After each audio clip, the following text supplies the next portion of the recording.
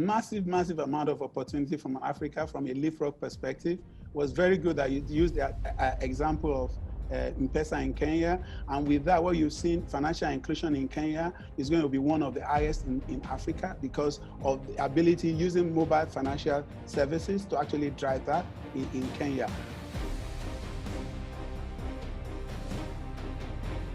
It's actually funny because if you look at the MENA region, it's primarily managed and owned by family businesses, which by far, they're the old generation. And I had some really funny experiences trying to explain to the old, the old matriarch or patriarch of the family that, remittances are not gonna work by shaking hands anymore. You've got to do blockchain and payments differently. What we are obsessed with, what I am obsessed with, is defining a purpose which is greater than deploying some technology. And this purpose, if I were to pick one, there are many of course, but there's one which is very important.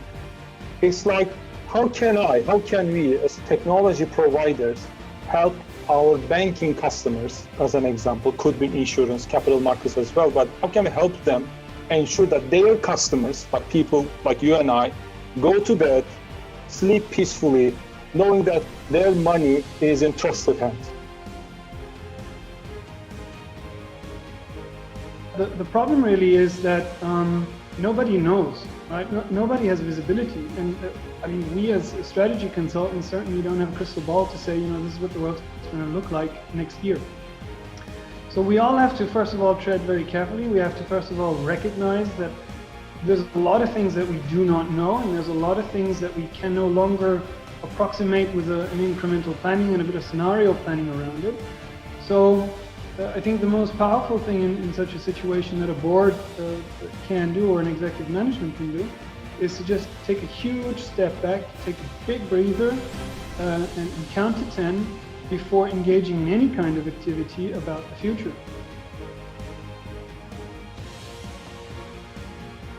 How do you make plan going forward, given the complexity and everything?